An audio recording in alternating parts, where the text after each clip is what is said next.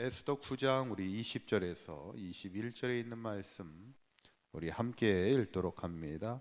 모르드게가 이 일을 기록하고 아수에로 왕의 각 지방에 있는 모든 유다인에게 원근을 막론하고 글을 보내어 이르기를 한 규례를 세워 해마다 아달월 14일과 15일을 지키라.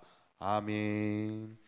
지난 시간에 이제 하나님이 유다 민족이 멸절의 위기에 있을 때 하나님이 유다 민족을 막아주시고 또 지켜주시게 되고, 그뿐만 아니라 오히려 위기가 변하여서 새로운 강성케 하시는 복을 누리게 되는데, 우리도 유다인 민족에게 주셨던 그 복처럼 하나님께서 능히 막을 자가 없게 하시고 또 돕는 자가 많아지게 하시고 또 점점 창대케 하는 그런 강성의 복을 누리는 우리 서강교회 모든 성도님들이 될 수 있기를 간절히 축원합니다. 이제 오늘 본문은 이 모든 것을 기념하여 이제 마지막 에스더의 마지막 이야기인데, 유다 민족이 이것을 기념하기 위해 항상 하나님이 주신 은혜는 기억해야죠. 그래서 기억하기 위해서 그들이 뭘 하냐면 절기로 이 날을 지키게 되죠. 21절에 있는 말씀을 한번 읽어볼까요? 시작.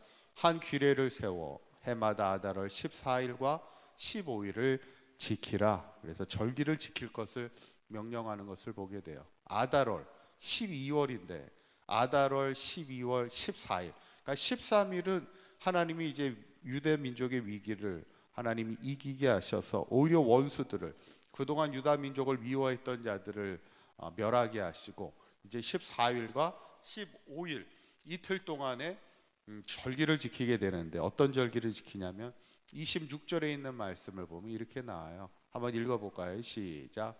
무리가 부르의 이름을 따라 이 두 날을 부림이라 하고 유다인이 이 글의 모든 말과 이 일에 보고 당한 것으로 말미암아. 이 두 날, 아마 이 두 날이라는 뜻의 부림, 그래서 지금도 부림절이라 이렇게 부르게 되는 것을 보는데, 이 날이 과연 어떤 날일까? 첫 번째는 평안과 기쁨과 길한 날이라는 것을 우리가 보게 됩니다. 22절에 있는 말씀 한번 읽어볼까요? 시작. 이달 이날에 유다인들이 대적에서 벗어나서 평안함을 얻어 슬픔이 변하여 기쁨이 되고 애통이 변하여 어떤 날이 된다고요? 길한 날이 되었다, 이렇게 이야기합니다. 가장 중요한 게 뭐냐면, 어쩌면 우리의 인생에서 유다인들이 대적에게서 이제 벗어나 무엇을 얻어요? 평안함을 얻었다, 이겁니다. 여러분, 우리가 아무리 좋은 집에 살고 많은 것을 누린다 해도 마음에 평안함이 없으면 그 삶은 진정한 삶이라 말하기가 어렵죠.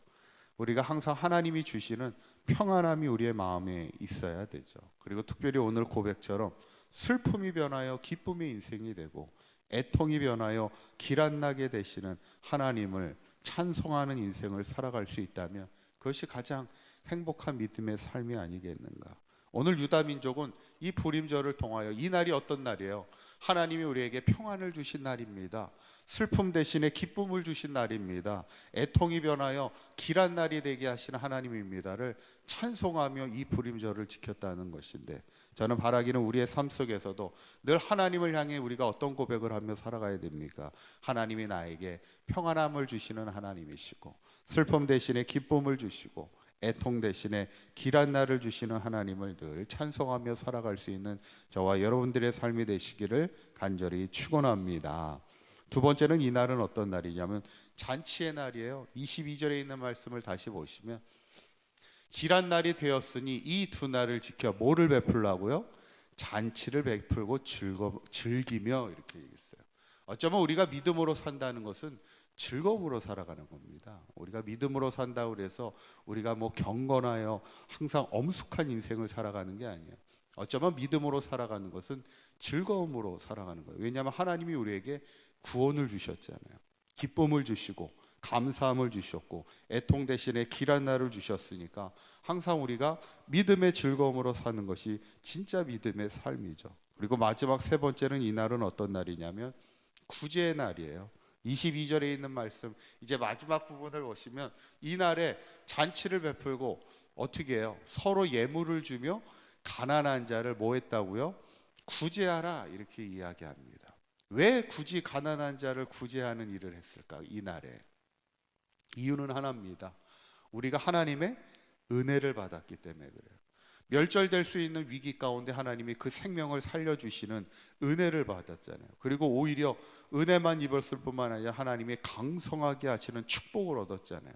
그러면 어떻게 해야 돼요? 우리의 인생이 우리의 은혜를 받은 은혜를 다른 사람들에게 흘려보내는 것이 그것이 믿는 자의 삶입니다.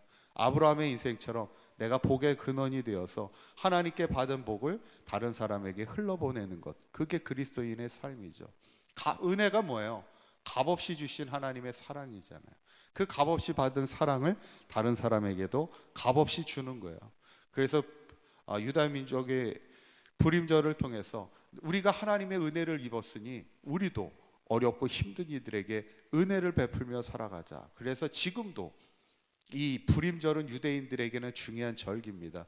마치 우리나라로 따지면 광복절이랑 비슷하죠. 나라가 해방되는 큰 기쁨을 누린 것처럼 불임절도 유다인에게는 멸절될 수 있는 큰 위기 속에서 하나님이 그 민족을 지켜주시고 해방케 하시고 오히려 강성케 하시는 은혜를 누려서 불임절에는 뭐 하냐면 이 에스더서를 읽습니다. 유대인들이 에스더서를 읽어서 그때 하나님이 주셨던 은혜를 다시 한번 기억하면서 친구들에게도 선물을 주는 거예요. 그러니까 은혜를 베푸는 겁니다. 선물을 주고 지금 오늘 말씀처럼 가난한 자들을 구제하는 날이 바로 이 불임절. 내가 하나님께 은혜를 받았으면 그 은혜를 흘러보내는 인생을 살아가겠다는 거예요.